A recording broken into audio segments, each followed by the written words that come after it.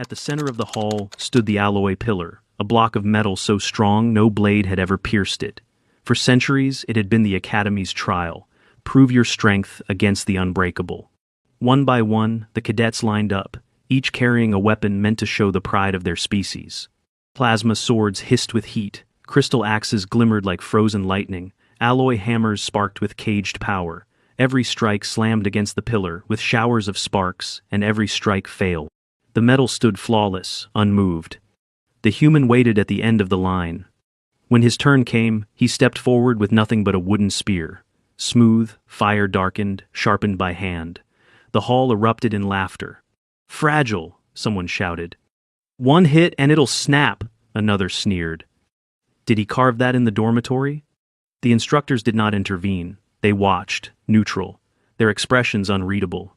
"All weapons will be tested equally," one of them said calmly. That only fueled the mockery. The human's name was David Carter. He wore no visible augmentations, no armor enhancements. His gait was steady, but unremarkable. His posture relaxed, almost too casual for the ceremonial tone of the trial. And still, he moved toward the pillar without hesitation. The room dimmed slightly as the shielding field adjusted for the next impact test. The surface of the alloy gleamed under the overhead lights, untouched by the last 20 strikes. David set the tip of the wooden spear against the base of the pillar. No flourish, no stance, just a measured breath and a tightening of the grip. He drove the spear forward in a clean, snapping thrust. The sound was not the crack of breaking wood, it was thunder. The impact sent a concussive wave through the floor. Cadets flinched, one staggered backward into the wall. The pillar groaned, and a long, jagged fracture split across its surface, zigzagging up from the point of impact like lightning across a storm-dark sky. The wooden spear pulled back whole, unbroken. The fire-hardened point was scorched black, but intact. The alloy, the metal that no blade had ever marred, bore the mark of a single human strike. The laughter died instantly. For a long moment, no one moved. A crystalline cadet stepped forward cautiously, touching the crack with one long-fingered hand. "It's real," she said, her voice small. Another cadet ran a sensor wand along the split. The screen flashed with structural failure alerts. "Internal fracture depth, 11.2 centimeters," he said in disbelief. "But that's not possible. That metal is rated to deflect orbital impact." The instructors exchanged glances. David stepped back, resetting the spear across his shoulders. He didn't speak. One of the Drex cadets, bulkier than most, eyes like burning coals, stomped forward. "What's the trick? Is it laced with plasma? Hidden vibrational core? Tell us what's in the shaft." David turned, voice even. "Wood." Laughter didn't return this time. An instructor raised a hand. "You'll surrender the weapon for analysis." David nodded once and handed it over. The lab techs carried it to the diagnostics chamber, placing it on a scanner cradle. Cadets crowded around the observation screen, watching the data crawl across the display.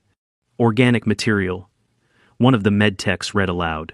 "Hardwood, unreinforced, carbonized tip, standard fire hardening pattern, no alloy, no internal components, no synthetic threading."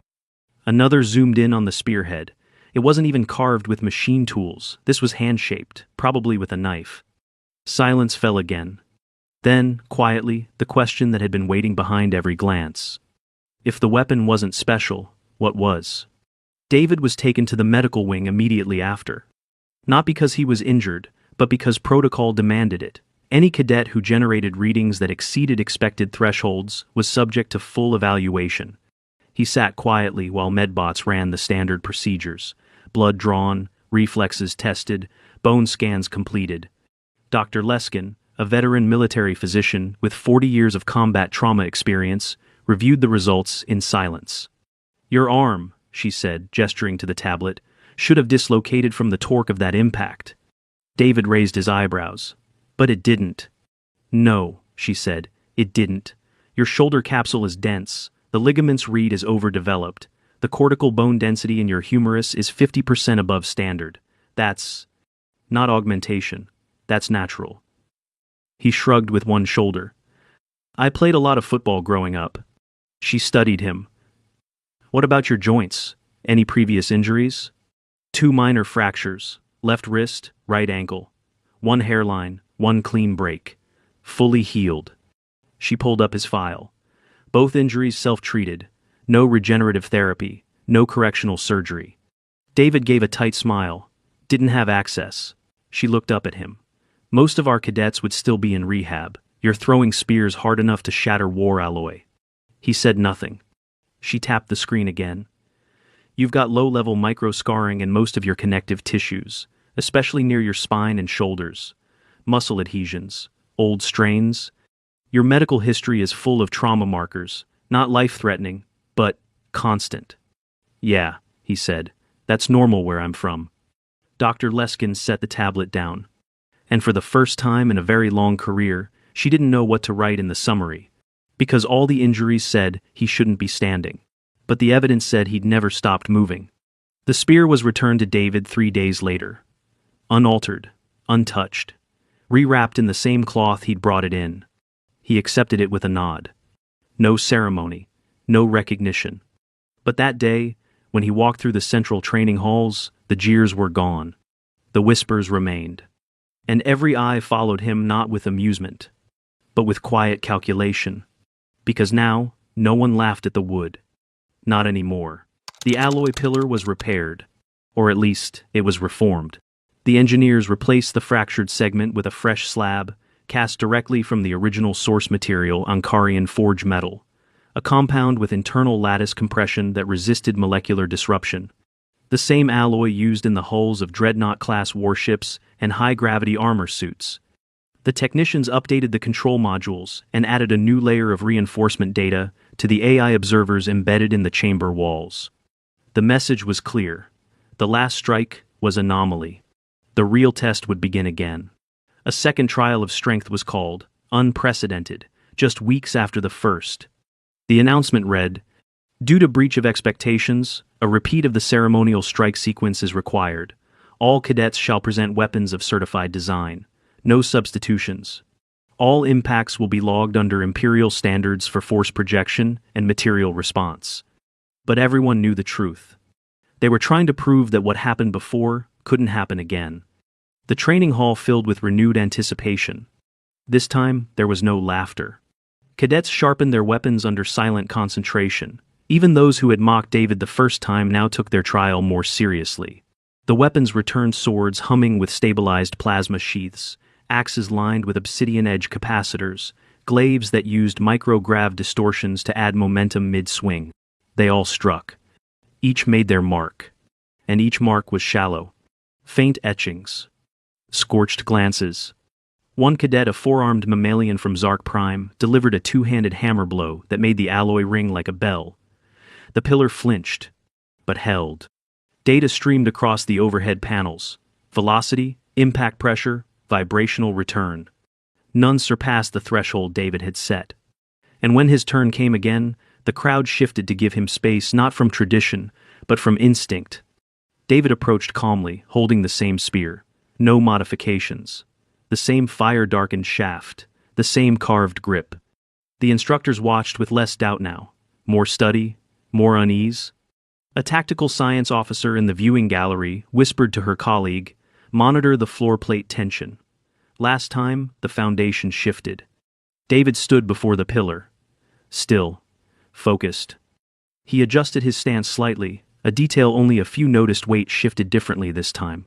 Then, without hesitation, he struck. The crack of impact was deeper now. Less thunder, more earthquake. The floor jumped. The overhead lights swayed. The alloy pillar groaned audibly. A new fracture appeared, not where the last one had been, but slightly higher, as though the first had weakened the base, and the second followed through. Monitors sparked with errors. AI feedback lines glitched mid-sentence. For a full 8 seconds, every digital display froze. Then rebooted. The crack was measured at 13 centimeters deep. And this time, a chip of the alloy broke off. Not a scratch. Not a fracture. Material displacement. The hall didn't speak. No one breathed. David stepped back, setting the spear upright beside him. He looked at the instructors. "This one was harder," he said simply. Then he returned to his place in the line. The alloy chip was retrieved and sealed for analysis. The spear was scanned again twice, this time with molecular dissection and resonance mapping. The results were the same. Wood, unaugmented, no internal core. The only difference was that this time, the point had blackened slightly deeper from heat and stress. David's own biometrics showed elevated lactic acid levels and minor microtears in his left deltoid and pectoral. Nothing serious. A medic was called. "You shouldn't strike like that again," she said, inspecting his shoulder. "You're close to tissue rupture." He nodded. "I know, I'll rest it." She ran a musculoskeletal ultrasound. "You've got inflamed tendons. You'll need at least 10 days of reduced load. No overhead movement." He looked at her. "Can't get that in 4? Not unless you want permanent weakness in the joint." He sighed. "Tented Island." The medic added a note to his record.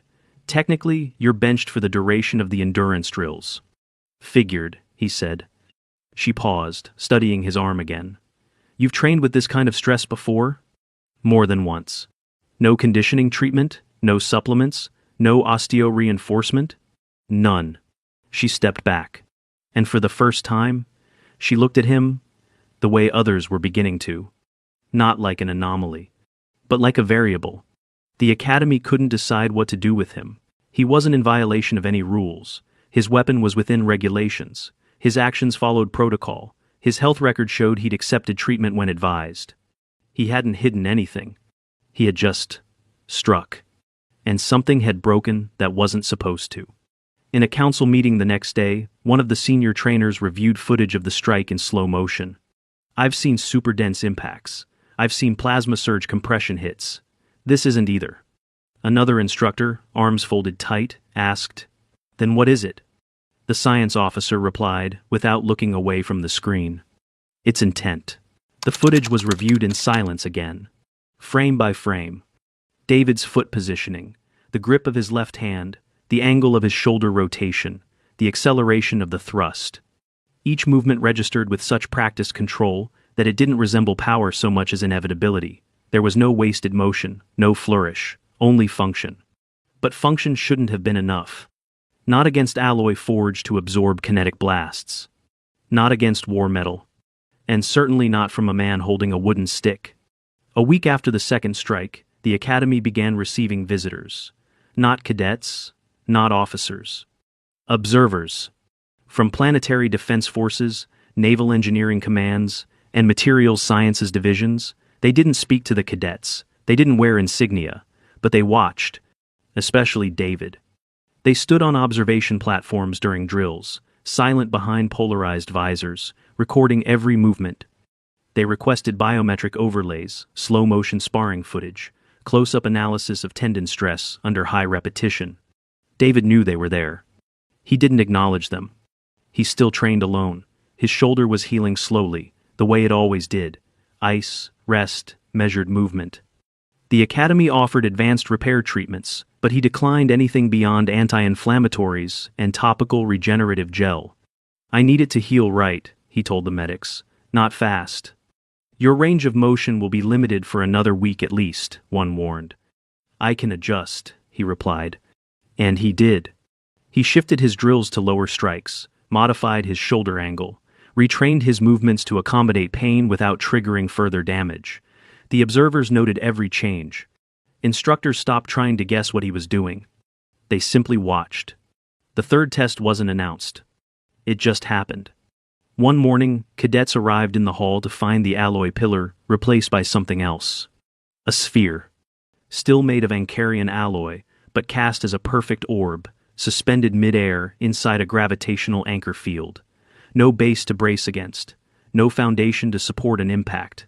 The challenge wasn't just to strike it, it was to affect it at all. No one had ever even attempted it. Until now. The instructors made no speeches, no commands. They just turned and said, "Volunteers." No one moved. Then David stepped forward. No spear this time. Just himself. He approached the sphere, looked at it from all angles, reached out with one hand and tapped the surface. It gave no reaction. He stepped back. "Do I get one strike?" he asked. An instructor nodded. "Same as before." He rolled his shoulder gently, still sore, still not at full strength. Then he turned and walked away. Returned 5 minutes later, carrying a new spear. Similar to the first, wood, darkened from fire. The point was sharper, thinner. It gleamed faintly not with alloy, but with oil. Treated, hardened. He stood in front of the floating orb, took a breath, then lunged. The strike was faster than before. Shorter, more compact. His feet barely moved. His body didn't fully commit. Just one, clean, snapping movement. The sound was different this time. Not thunder. Resonance. The orb trembled in place. Not visibly, not to the eye. But the grav field shimmered. The sensors surrounding it flickered. A low hum echoed from inside the chamber walls. Then the orb moved. By less than a millimeter. But it moved. A red alert appeared on the monitor. Anchor field destabilized. The engineers froze. No weapon had ever registered enough force on an alloy float to trigger a gravitational feedback warning. And yet here it was, caused by a man with a wooden spear. The strike had transferred energy into a floating mass held in one of the most stable anchoring systems in galactic use. Not shattered. Disrupted. The instructors called the test off immediately. The orb was sealed and removed. David's spear was requested for study. Again. He handed it over without comment. The shaft was scanned. Same wood, same fire-hardened technique. The only addition? A precise tapering of the head for increased flexion at the moment of impact. A primitive version of what engineers called momentum snap, designed not to cut or puncture, but to transfer force. It wasn't an accident. It was design. The academy was no longer a place of laughter. Cadets passed each other with more guarded eyes. They sharpened their weapons less for show, more for function. The practice fields grew quiet, because a question now lived in the silence. If a wooden weapon, shaped by hand, could do this, what else were humans capable of? Instructors debated behind closed doors. Some argued for banning non-regulated weapons. Others suggested reclassifying human cadets under specialized training tracks. A few quietly asked whether they should be taught at all. But the highest-ranking official, Commander Talek, made a final ruling. "Let them train," she said, "and watch what they train with." When David walked through the mess hall the next evening, a cadet approached him. She was tall, crystalline-skinned, and carried a plasma glaive that had once won her top marks in weapon control. She didn't mock. She didn't ask to test his spear. She just said, "Can you show me how you think when you shape wood like that?" David looked at her a moment, then nodded. And they sat at a table, alone in a corner, with a napkin and a half-sharpened eating stick. He began explaining grain direction, tension, and how fire changed flexibility. Not in theory, but in feel. Word of the third strike traveled far beyond the academy. The footage leaked, no one admitted how, and within days it spread across every major military channel in the outer systems, not as official documentation, but as myth. A human cadet, bare-armed and undersized, wielding a wooden spear that struck alloy with such precision it destabilized a grav sphere. View counts soared. Analysis videos flooded forums. Engineers argued over whether the spear was secretly enhanced. Biomechanical specialists tried to recreate the strike digitally, but simulations couldn't replicate the result because they all assumed a weapon designed to break. They didn't understand yet. The spear hadn't been shaped to destroy. It had been shaped to survive contact. Back at the academy, the halls had changed. Cadets no longer polished their weapons for show. They trained in pairs now, studying kinetic transfer, reading the angles of approach, reviewing footage of their own form. Conversations shifted from volume of force to placement, from temperature yield to control. And always, somewhere in the back of those conversations, was David Carter. He didn't lecture. He didn't correct anyone. But one by one, cadets began drifting toward him. Not to copy, but to learn. Slowly, quietly, like students gathering around a fire they didn't understand, just to feel the heat. One night, after lights out, someone slid a note under his door. It read, "If that's what you do with wood, what happens when you forge metal?" He folded the note. Didn't respond. Because they didn't understand yet. It had never been about the material. It had always been about the hands. 3 days before graduation, the instructors called him in. Commander Talek waited inside the archive chamber, her tall frame silhouetted against a backdrop of etched armor designs and weapon schematics. She motioned for him to sit. On the table between them was the spear, cleaned, scanned, untouched. "You're being reassigned after graduation," she said. "Not infantry, not recon." David nodded. "You're being sent to the edge." His brow rose slightly. "Frontier Engineering and Survival Corps," she clarified. "We build from nothing, dead worlds, thin atmospheres, ruins. You'll be out there with fewer resources than this spear." David didn't blink. "That's familiar." She turned the spear slowly on the table. "There are people who still think you cheated." "I didn't." "I know," she said. "But that's not what they're afraid of." He tilted his head. "They're afraid that you didn't need to cheat." She looked up, meeting his eyes. "They've spent generations building weapons with enough energy to crack moons. And you walked in with a piece of earth, fire-treated, hand-carved, no alloys, and you broke the unbreakable." She paused. "So, tell me, honestly, what do you think made that spear work?" David looked down at the weapon. The grain in the wood, the line of the taper, the places where the soot hadn't fully rubbed out.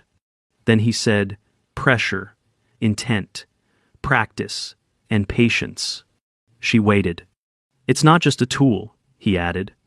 "It's the last thing you make when you've run out of everything else, when the cold is coming, when you're hungry, when there's one tree left and nothing else between you and whatever's out there."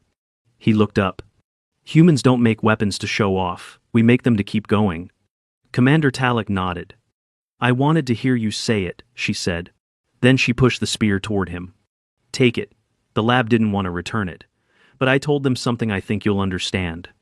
David took the spear, fingers closing around it with the familiarity of memory. "What did you tell them?" he asked. "That it's not just a weapon." She stood. "It's a story." Graduation day arrived under a copper sky. The ceremony was short.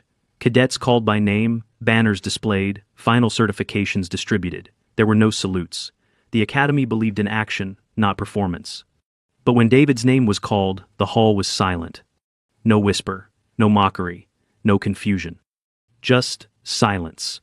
And then after a long breath, the first 3 cadets he'd trained beside stepped forward. Not to speak. To stand with him. One held a ceremonial staff now notched with hand-shaped grip markers. Another carried a newly carved bow, its curve imperfect but strong. The third bore no weapon, just calloused hands. They stood, shoulder to shoulder, not in formation but in acknowledgement. No one else needed to say a word. That night, the alloy pillar was removed from the training hall. It had stood for 4 centuries.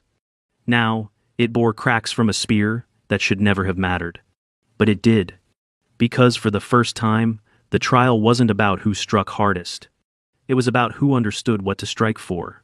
David Carter left the next morning. No parade. No escort. Just a shuttle, a new uniform, and a transport case that held something not regulation. The spear. The same wood, same hands. No polish. No upgrades. And as the hatch sealed and the vessel lifted from the academy platform, one last whisper echoed through the gathered cadets. If that's what they do with wood, what happens when they pick up real weapons? No one answered. Because now, they understood. It wasn't about the weapon. It never had been. It was about the ones who shaped it, and what they chose to strike when it mattered most.